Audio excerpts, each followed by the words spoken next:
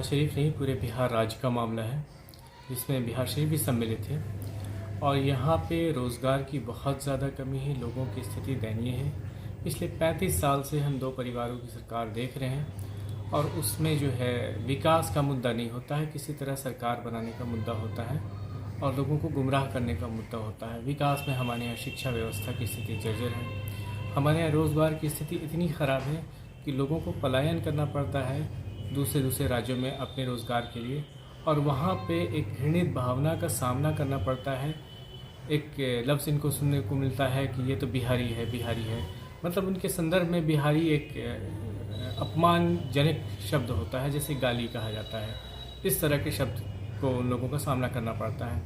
तो दूसरे राज्य जैसे बढ़े हैं, आगे बढ़े हैं, इसी तरह से बिहार राज्य भी बढ़ना चाहिए। यहाँ पे यहाँ के लोगों के लिए रोज़गार होना चाहिए। अगर वोट यहाँ का है तो रोज़गार भी यहीं मिलना चाहिए। तो ये है विकास की बात, जिसको कहते हैं हम deglobalised of the economy. Jan Suraaj party से अगर टिकट लेकर के अगर आप आते हैं बिहार शरीफ विधानसभा से, तो जनता जिताती है, तो सबसे पहला मुद्दा क्या आपका रहेगा सर शहर में? सबसे पहला मुद्दा शिक्षा का मुद्दा है। ठीक है, अभी सबसे पहले मुद्दे के लिए हम लोग परिवार लाभ कार्ड का वितरण कर रहे हैं लोगों को, जिसमें 20,000 रुपये प्रति माह की गारंटी दी जा रही है, जिसमें 12,000 की नौकरी। और शिक्षा की व्यवस्था जब तक सरकारी स्कूल अपने प्रॉपर इस पर नहीं आ जाती है, तब तक प्राइवेट स्कूल में अगर कोई माता पिता अपने बच्चों को पढ़ाते हैं तो उसकी फ़ीस 1,000 रुपये जनसुराज पे करेगी। महिलाओं के रोज़गार और स्वरोज़गार के लिए 5 लाख रुपए का लोन दिया जाएगा कि ताकि वो खुद का बिज़नेस स्टार्ट कर सकें। ये सहायता है। मेरा मानना ये है कि शिक्षा और स्वास्थ्य के अलावा फ्री चीज़ें नहीं मिलनी चाहिए, नहीं तो वो इंसानों को काम से दूर करता है। 4 बार से जीतते हुए आ रहे बीजेपी के कैंडिडेट यहाँ जी, क्या अभी तक विकास आपको देखा कि नहीं शहर में सर? तो विकास तो पूरे भारत में ढूंढा जा रहा है कि विकास कहाँ है। तो आप देख ही रहे हैं, जब खुद विधायक जी ही नज़र नहीं आते हैं बिहार शरीफ में, तो आप विकास कहाँ देखेंगे? तो लोग ढूंढते हैं कि भाई शहर का मुखिया जो है वो है कहाँ। सिर्फ चुनाव के प्रचार के समय आते हैं, वो 6 महीना 8 महीना 10 महीना रहते हैं और फिर फिल्में बनाने चले जाते हैं मुंबई और दिल्ली। तो ऐसी स्थिति में ऐसे मुखिया को चुनना बहुत ही अक्लमंदी नहीं है। आप जनता जान रही है और जनता आप समझ चुकी है और ये बदलाव चाहती है। सबसे पहले जो वोट देना चाहती है, अब जाति धर्म से उठ करके अपने रोज़गार और अपने बच्चों के लिए वोट देना चाहती है। कि जनसुराज ऐसी पार्टी कितनी आती है, कितनी चली जाती है, इस पर मुझे लगता है कि उनको अवगत नहीं है। जनसुराज पार्टी के सूत्रधार श्री प्रशांत किशोर हैं, जिन्होंने पहली बार मोदी को आने में कंधा लगाया, जिन्होंने ममता बनर्जी को कंधा लगाया, जिन्होंने तमिलनाडु की सरकार बनाने में कंधा लगाया, जिन्होंने बिहार में नीतीश जी को बनाने में कंधा लगाया। स्वयं जो लोग ये स्लोगन इस्तेमाल करते हैं, अब की बार मोदी सरकार, ये स्लोगन दिया हुआ है प्रशांत जी का, महागठबंधन नाम दिया हुआ है प्रशांत जी का।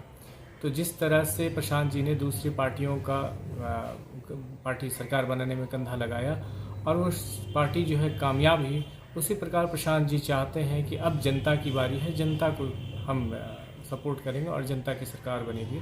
तो उन्हें शायद मालूम नहीं है प्रशांत किशोर के बारे में, उन्हें ऐसी टिप्पणी करने से पहले मालूम कर लेना चाहिए था।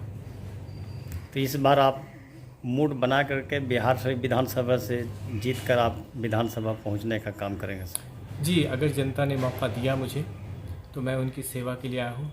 मैं अपने शौक़ से नहीं आया, विधायक बनने का शौकीन नहीं हूँ।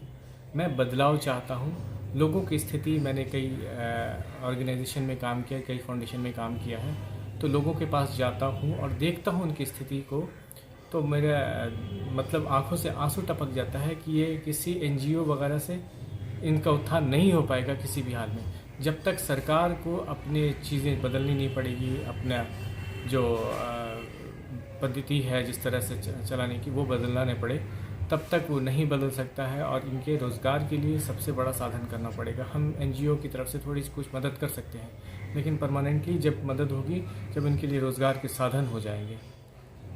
सर, विधायक में किस तरह से आपने मूड बना लिया सर उठने का? क्या सोच करके आप उठ रहे सर? देखिए, मैं बदलाव का एक साथी बनने आया हूँ, ठीक है, और उस साथी में कदम से कदम लोगों के साथ मिलाऊंगा और ये मेरी कोशिश रहेगी कि मैं लोगों का उत्थान करने में सहायक बन सकूं। मैंने हर लोगों को देखा विजन्स मुझे कहीं नहीं दिखा। सिर्फ ये देखा है कि लोगों को शौक़ हो जाता है कि हम पहले ये पोस्ट हासिल कर लिया मैंने, अब ये पोस्ट हासिल कर लूँ, अब वो पोस्ट हासिल कर लूँ, लेकिन विजन्स नहीं देखा है कि किस तरह से लोगों को रोज़गार मतलब कि लोगों का उत्थान किया जा सके। हमारे विजन में ये है कि नालंदा डिस्ट्रिक्ट जो है एक ऐतिहासिक स्थल है जो ज्ञान की धरती कही जाती है।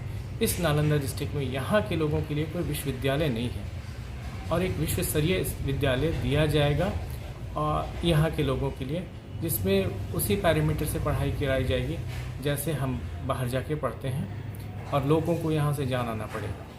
बिहार शरीफ विधानसभा क्षेत्र के जनता को क्या आप शुभकामनाएं देना चाहते हैं सर? शुभकामनाओं में अभी तो उनका त्यौहार है जो गणेश चतुर्थी है, फिर इसके बाद ईद मिलादुन्नबी है, फिर इसके बाद दुर्गा पूजा, इन सभी चीज़ों की शुभकामनाएं देंगे। इसके साथ साथ मैं ये कहना चाहूँगा इस बार वोट आप किसी जाति और धर्म के आधार पर ना दें।